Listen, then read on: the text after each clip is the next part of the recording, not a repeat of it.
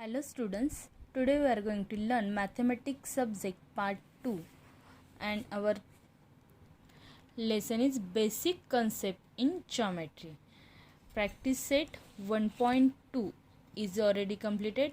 So let's start practice set 1.3. यहाँ पे देखिए प्रैक्टिस सेट 1.3 में फर्स्ट क्वेश्चन क्या दिया है, write the following statement in if then from. Okay, if then के फॉर्म में हमें इफ़ देन के फॉर्म में हमें ये स्टेटमेंट जो दिए हैं वो लिखने हैं. ओके, तो ये इफ़ देन फॉर्म क्या होता है ये पहले देखेंगे. देखिए इस प्रैक्टिस सेट में हमें कुछ एग्जाम्पल सॉल्व नहीं करने. ओके, जैसे हम इंग्लिश के ग्रामर में क्वेश्चन सॉल्व करते हैं उसी तरीके से कुछ जो क्वेश्चन है वो हमें सॉल्व करने. ओके, यहाँ पे कंडीशनल स्टेटमेंट जो दिया, यहाँ पे पहले हम कंडीशनल स्टेटमेंट सीखेंगे. ओके, एंड नेक्स्ट कन्वर्स सीखेंगे. तो ये कंडीशनल स्टेटमेंट क्या होती है वो पहले देखेंगे. इफ़ देन के फ्रॉम में कंडीशनल स्टेटमेंट लिखा जाता है. ओके, तो यहाँ पे इफ़ देन का मतलब होता है, यहाँ पे देखिए अगर हम एक सपोज एग्जाम्पल यहाँ पे है, Virat scores a century. Okay, Virat scores. If Virat scores a century, then India wins the match. Okay, यहाँ पे क्या कहा है कि अगर विराट ने सेंचुरी की तो इंडिया मैच जीतेगा. ये मतलब ऐसे ही होना चाहिए, ऐसे नहीं है. एक एग्जाम्पल के लिए हमने ये एग्जाम्पल लिया. ओके, तो ये जो है विराट स्कोर अ सेंचुरी, ये इफ़ वाला, इसे कहते हैं एंटीसीडेंट. क्या कहते हैं, ये जो है इसे कहते हैं antecedent. And then India win the match, इसे कहते हैं कॉन्सिक्वेंट. ओके, ये आपको आगे पढ़ाने में बहुत यूज़ होने वाला है, लेकिन अभी फ़िलहाल इतना ही समझ लीजिए कि इसे जो फर्स्ट इफ़ वाला है इसे कहते हैं एंटीसीडेंट, एंड जो देन वाला है इसे कहते हैं कॉन्सिक्वेंट. ओके, अगर फिलिंग द ब्लैंक्स में वगैरह आया तो ये काम आ जाएगा. ओके, इफ़ वाला होता है उसे कहते हैं एंटीसीडेंट, एंड देन वाला होता है उसे कहते हैं कॉन्सिक्वेंट. ओके, तो इसी फॉर्म में हमें अगले क्वेश्चन करने हैं. जैसे जैसे क्वेश्चन करेंगे वैसे आपको समझ में आ जाएगा कि ये क्या है. ओके, यहाँ पे देखिए फर्स्ट क्वेश्चन दिया है, the opposite angles of a parallelogram are congruent. Okay, क्या दिया है question, the opposite angle of a parallelogram are congruent. देखिए मैंने इससे पहले आपको बताया था कि सारे जो 4 साइड वाले स्क्वायर हो, रेक्टेंगल हो, पैरेललोग्राम हो, रोम्बस हो, ये सारे जो होते हैं वो क्या होते हैं, क्वाड्रिलेटरल्स. हमने सबसेट जब निकाला था तब मैंने आपको वहाँ पे बना के दिखाए थे. ओके, कि सब जो स्क्वायर वाले फिगर्स होते हैं, जैसे कि स्क्वायर है, रेक्टेंगल है और रोम्बस है. ओके, तो या फिर पैरेललोग्राम है, ये सब जो है वो एक क्वाड्रिलेटरल होते हैं. क्वाड्रिलेटरल के ये सब सबसेट है. ओके, ये हमने सीखा था सबसेट में. तो यहाँ पे देखिए उन्होंने क्या कहा है, क्वेश्चन में उन्होंने दिया है the opposite angle of a parallelogram are congruent. Parallelogram एक क्वाड्रिलेटरल ही होता है. ओके, तो पैरेललोग्राम क्या होता है, क्वाड्रिलेटरल ही होता है. तो इसे हमें इफ देन के फॉर्म में लिखना है. तो हम ऐसे लिखेंगे, इफ द गिवन क्वाड्रिलेटरल, हमें जो दिया है वो क्वाड्रिलेटरल इज अ पैरेललोग्राम. यहाँ पे जो स्टेटमेंट है उसमें से हमें लिखना है कि ये जो इफ द गिवन क्वाड्रिलेटरल, ये जो हमें क्वाड्रिलेटरल मिला है ये क्या है, पैरेललोग्राम है. ओके, ये है पैरेललोग्राम. फिर then it's opposite angle are congruent, इसीलिए उसके अपोजिट एंगल जो है वो क्या होंगे, कॉन्ग्रेंट होंगे. तो यहाँ पे ये जो क्वेश्चन है उसी में से आंसर आपको लिखना है. देन में क्या होगा, the opposite angle of opposite angle are congruent. Okay, opposite angles are congruent, ये वाला जो हिस्सा है opposite, the opposite angle are congruent, ये आएगा देन में. और पहले इफ में क्या लिखेंगे, इफ में आप लिखेंगे if the given quadrilateral is a parallelogram. जो हमें दिया है पैरेललोग्राम वो क्या है, एक क्वाड्रिलेटरल है। ओके, तो इस तरीके से आपको इस फॉर्म में लिखना है। ओके, इसे सॉल्व वगैरह नहीं करना है, जो दिया है क्वेश्चन वही आपको इफ में इफ देन के फॉर्म में लिखना है। यहाँ पे आपको दिया है कि the opposite angle of parallelogram congruent, parallelogram जो होता है उसके अपोजिट एंगल कॉन्ग्रेंट होते, लेकिन वो इफ देन के फॉर्म में कैसे लिखेंगे, दो सेंटेंस बनाएंगे, एक इफ में लिखेंगे एक देन में लिखेंगे। लेकिन इफ में क्या लिखेंगे, इफ में हम लिखेंगे कि वो फर्स्ट उसकी इंफॉर्मेशन जो दिया है, आपको क्या दिया है, पैरेललोग्राम दिया। ओके, तो पैरेललोग्राम क्या है, एक क्वाड्रिलेटरल है, तो आपको इस तरीके से लिखना है if the given quadrilateral is parallelogram then its opposite angle are congruent। Okay, तो ये हुआ आपका फर्स्ट। फिर सेकंड देखिए, सेकंड क्या है, the diagonals of rectangle are congruent.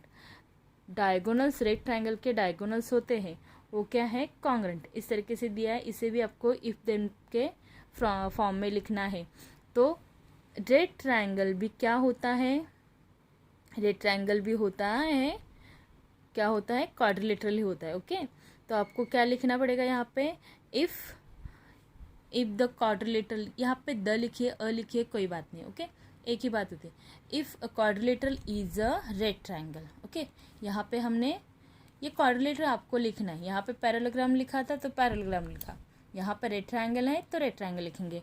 If a quadrilateral is a rectangle then its diagonals are congruent. Question में दिया है वही, the diagonals are congruent. Okay, ये ऑफ से यहाँ पे ये है जो पहला हिस्सा रेड ट्रायंगल वाला, ये आएगा इफ में, और ये फर्स्ट और लास्ट वाला आएगा देन में। ओके, तो इस तरीके से आपको यहाँ पे लिखना है। ओके, थर्ड वाला देखिए, in an isosceles triangle, isosceles जो ट्रायंगल है। Okay, in an isosceles triangle the segment joining the vertex and the mid point of the base is perpendicular to the base. देखिए यहाँ पे उन्होंने दो सेंटेंस ऑलरेडी दिए, तो आपको कोई टेंशन ही नहीं है, दो सेंटेंस ऑलरेडी है, तो ये लास्ट वाला सेंटेंस आएगा देन में, और फर्स्ट वाला उसकी इंफॉर्मेशन है वो आएगा इफ में। तो इफ में क्या लिखेंगे, if a triangle is a isosceles triangle. Okay, इस तरीके से। तो यहाँ पे हम जो फर्स्ट वाला है वो लिखेंगे इफ, यहाँ पे क्या लिखेंगे, इफ अ ट्रायंगल, क्या दिया है हमें, ट्रायंगल दिया है। Okay, if a triangle is a isosceles triangle. Okay, तो यहाँ पे इफ में लिखेंगे if a triangle is a isosceles triangle. Okay, then इसके बाद का जो है, the segment joining the vertex and the mid point of the base is perpendicular to the base, ये ऐसे के ऐसे। Then the segment joining the vertex and the midpoint of the base is perpendicular to the base। Okay, ये इस तरीके से ये आगे वाला जो पार्ट है वो देन में लिखेंगे। सिर्फ फर्स्ट में हमें क्या लिखना है, इफ अ ट्रायंगल, जो दिया है ट्रायंगल वो क्या है, इज अ आइसोसेलेस ट्रायंगल। बस इतना ही हमें करना है। नेक्स्ट क्वेश्चन देखिए, question number 2, right converse of the following statement. ये हमें जो दिया है ये कंडीशनल स्टेटमेंट था। ओके, ये कंडीशनल स्टेटमेंट था, लेकिन अभी converse of the following statement, तो जो कंडीशनल स्टेटमेंट हमें दी हुई होती है उसका ही हमें कन्वर्स लिखना होता है। ओके, तो वो कैसे लिखते हैं, देखिए यहाँ पे कन्वर्स के लिए एक एग्जाम्पल है, इफ़ इट रेन्स, बाहर रेन हो रही होगे, then my clothes will be wet. Okay, बाहर रेन हो रही थी, बारिश हो रही थी, इसलिए मेरे कपड़े भीग गए। तो ये स्टेटमेंट जो है ये क्या है, ट्रू है। ओके, क्योंकि बाहर अगर बारिश होगी तो कपड़े भीगेंगे, ये पक्का है, तो ये ट्रू है। ओके, लेकिन उसका कन्वर्स कैसे करेंगे, देखिए जो इफ़ में है वो हम देन में लिखते हैं, उल्टा करते हैं। जो इफ़ में है वो देन में लिखते हैं और जो देन में है वो इफ़ में लिखते हैं। तो यहाँ पे देखिए इफ़ में क्या लिखा है, देन में यहाँ पे था वही my cloth are wet. Okay, my clothes are wet, it has rained. Okay, यहाँ पे ये जो स्टेटमेंट है ये गलत भी हो सकता है, फॉल्स भी हो सकता है। फॉल्स ही होता है ऐसे नहीं, लेकिन फॉल्स यहाँ पे इसका मतलब देखिए क्या है, if my clothes are wet. Okay, उसने क्या कहा कि मेरे कपड़े अगर भीगे हैं तो वो बारिश के वजह से है। तो ये स्टेटमेंट गलत भी हो सकता है, क्योंकि कपड़े अगर भीगे हैं तो कपड़े भीगने का कारण सिर्फ बारिश नहीं हो सकती, हो सकता है किसी ने पानी आपके ऊपर डाल दिया हो या बॉटल गिर गई हो। ओके, तो बहुत सारे कारण हो सकते।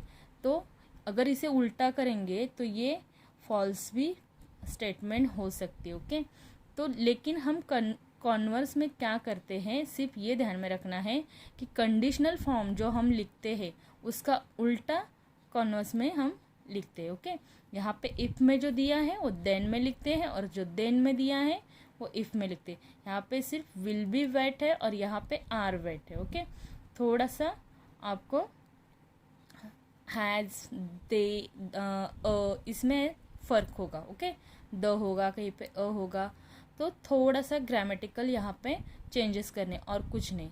ओके, क्वेश्चन नंबर 2 का फर्स्ट देखिए, the alternate angle form by two parallel lines and their transversal are congruent. Okay, यहाँ पे दिया है कि अल्टरनेट एंगल, अगर अल्टरनेट एंगल बनाएंगे, ओके, दो पैरेलल लाइन होंगे। ओके, उन्होंने क्या कहा, दो पैरेलल लाइन होंगे और अल्टरनेट एंगल होंगे, ये वाला और ये वाला, ऐसे अल्टरनेट अगर एंगल होंगे and their transversal are congruent, तो उसकी ट्रांसवर्सल जो है वो कॉन्ग्रेंट होगी। तो इस तरीके से उन्होंने एक स्टेटमेंट दिया है, लेकिन ये स्टेटमेंट जो है वो पहले से इफ देन फॉर्म में नहीं है। ओके, तो इससे पहले हमें कंडीशनल फॉर्म में लिखना होगा कि ये कंडीशनल फॉर्म में उन्होंने नहीं दिया है। ओके, तो इससे पहले कंडीशनल फॉर्म में लिखेंगे, फिर उसका कन्वर्स करेंगे। ओके, तो यहाँ पे देखिए वही हमने कंडीशनल फॉर्म में लिखा है, if two lines are parallel, अगर दो लाइन पैरेलल है, okay, then the alternate angle form with the transversal are congruent, फिर जो अल्टरनेट एंगल्स बनेंगे वो होंगे कॉन्ग्रेंट। ओके, ये हमने क्या बना दी, कंडीशन फॉर्म। ओके, ये जो क्वेश्चन था ये ऐसे ही उन्होंने दिया है, तो इसका कंडीशनल फॉर्म हमने इफ देन में बनाया। कंडीशनल फॉर्म कैसे बनाया, यहाँ पे if two line are parallel. Okay, यहाँ पे ये टू लाइन आर पैरेलल, अगर दो लाइन पैरेलल है तो फिर the alternate angle form with the, यहाँ पे सिर्फ विथ डाला, with the transversal are congruent, ये ऐसे के ऐसे देन में लिखा। ओके, ये देखिए, if two lines are parallel then the alternate angle form with the transversal are congruent. अभी ये जो है ये कंडीशन फॉर्म में लिखने के बाद इसका हमें कन्वर्स करना है। तो कन्वर्स कैसे करेंगे, जो इफ़ में है वो देन में लिखेंगे और जो देन में है वो इफ़ में लिखेंगे। पहले देखिए देन में है वो इफ़ में कैसे लिखा है, देखिए यहाँ पे द अल्टरनेट एंगल, यहाँ पे क्या लिखा है, देखिए the alternate angle form with the transversal with two lines are congruent. Okay, यहाँ पे सिर्फ टू लाइन्स आर कॉन्ग्रेंट लिखा है, बाकी कुछ नहीं। ये ऐसे के ऐसे लिखेंगे तो भी चलेगा। ओके, यहाँ पे देखिए कुछ फर्क नहीं, सिर्फ टू लाइन्स आर कॉन्ग्रेंट और यहाँ पे ट्रांसवर्सल आर कॉन्ग्रेंट दिया है, ऐसे ही लिखेंगे तो भी चलेगा। ओके, ट्रांसवर्सल विथ, ट्रांसवर्सल के साथ two lines are parallel line होते हैं ना दो, तो इसीलिए यहाँ पे स्टेटमेंट में with two lines are congruent दिखा है। ओके, फिर यहाँ पे देखिए जो इफ़ में है वो हमने देन में लिखा है, क्या है, इफ़ में क्या है, टू लाइन्स आर पैरेलल, तो यहाँ पे दिया है then the two lines are parallel, वही है ना।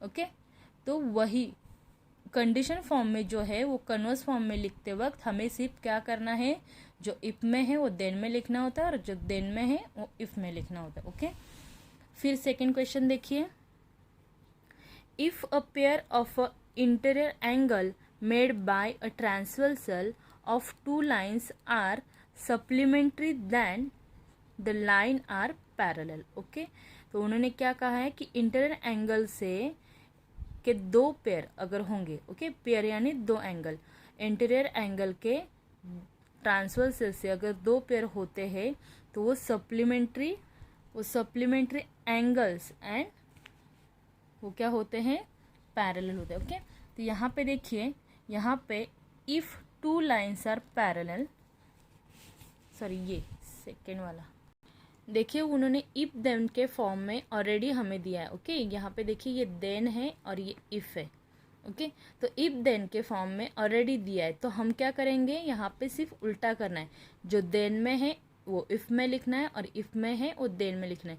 तो यहाँ पे देखिए, यहाँ पे देन में क्या है, द लाइन्स आर पैरेलल, तो यहाँ पे पैरेलल लाइन्स, यहाँ पे पेयर दिए इसलिए हम टू डालेंगे सिर्फ, तो यहाँ पे if two lines are parallel. Okay, इतना ही लिखना है इसमें, और देन में ये पूरा यहाँ से, देन में यहाँ से यहाँ पे सिर्फ द डालना है, the pair of the interior angles, यहाँ पे देखिए the pair of the interior angles made by the transversal of two lines are supplementary. Okay, ऐसे कि ऐसे यहाँ पे सप्लीमेंट्री। ओके, यहाँ तक ऐसे के ऐसे आपको लिखना है, कुछ नहीं करना है, सिर्फ जो इफ में दिया है वो देन में लिखा है और जो देन में दिया है इफ में लिखा है। ओके, सेम है, आप देख सकते हैं। ओके, यहाँ पे देखिए, फिर थर्ड क्वेश्चन क्या है, the diagonals of a rectangle are congruent. Rectangle, यहाँ पे कौन सा दिया है, रेड ट्रायंगल। रेड ट्रायंगल भी क्या होता है, एक क्वाड्रिलेटरल होता है और उनके डायगोनल्स कॉन्ग्रुएंट है, ये बताया है। तो ये भी हमें इफ देन के फॉर्म में नहीं दिया है, कंडीशनल फॉर्म में नहीं है, तो पहले इसका कंडीशनल फॉर्म लिखेंगे फिर इसका कन्वर्स करेंगे। ओके, तो यहाँ पे देखिए इफ देन के फॉर्म में, कंडीशन फॉर्म में लिखा if the quadrilateral is a rectangle. यहाँ पे रेड ट्रायंगल दिया है, तो रेड ट्रायंगल क्या है, एक क्वाड्रिलेटरल है, तो हमें कंडीशन फॉर्म में क्या लिखना है, if the quadrilateral is a rectangle. Okay, और देन में क्या लिखेंगे, देन में लिखेंगे its diagonals are congruent. Okay, ये जो बाकी बचा है वो देन में लिखेंगे। देखिए, if the quadrilateral is a rectangle then its diagonals are congruent. फिर उसका कन्वर्स फॉर्म में कैसे करेंगे, सिर्फ उसका उल्टा करना है। यहाँ पे देखिए, यहाँ पे जो इफ में है वो यहाँ पे देन में है और यहाँ पे जो देन में है वो इफ में लिखना है। ओके, यहाँ पे देखिए इट्स डायगोनल्स आर कॉन्ग्रुएंट, तो यहाँ पे इफ में क्या लिखा है, if the diagonals of a quadrilateral. Quadrilateral क्यों लिखा, क्योंकि किसके है डायगोनल्स। ओके, इसलिए क्वाड्रिलेटर आर कॉन्ग्रुएंट। ओके, वही लिखा है, सिर्फ इसमें क्वाड्रिलेटरल डाला है, क्योंकि डायगोनल्स बोले तो किसके है ये पता होना चाहिए, क्योंकि ये फर्स्ट स्टेटमेंट है। ओके, तो फर्स्ट स्टेटमेंट में जो फिगर है उसका नाम आना चाहिए। तो यहाँ पे सिर्फ ये इट्स है और यहाँ पे द है, ये नहीं डालेंगे तो भी चलेगा। The diagonals of a quadrilateral are congruent. Its, यहाँ पे भी यहाँ पे इट्स डालेंगे तो भी चलेगा। Its diagonals of a quadrilateral are congruent. देखिए, इट्स डायगोनल्स आर, सिर्फ क्वाड्रिलेटरल डाला है। फिर यहाँ पे देन में क्या है, then its diagonals are congruent, तो यहाँ पे it is a rectangle. Sorry, ये इफ में क्या है, if the quadrilateral is a rectangle, तो क्वाड्रिलेटरल यहाँ पे लिखा है, तो यहाँ पे फिर से क्यों लिखे, इसीलिए उसे इट लिखा। ओके, इट का मतलब क्वाड्रिलेटरल है, तो it is a red triangle, वो क्या है, it is a rectangle. Okay, इस तरीके से आपको ये करना है। थोड़ा सा इसे इंग्लिश के जैसे हम ग्रामर करते हैं उसी टाइप के एक क्वेश्चन है। ओके, इसे सॉल्व नहीं करना है, इसे कंडीशन स्टेटमेंट एंड कन्वर्स में आपको लिखना है। ओके, तो इसकी प्रैक्टिस करेंगे तो आपको ये समझ में आएगा। ओके, तो यहाँ पे हमारा प्रैक्टिस सेट 1.3 कंप्लीट होता है। तो आई होप आपको समझ में आया होगा। Okay, thank you.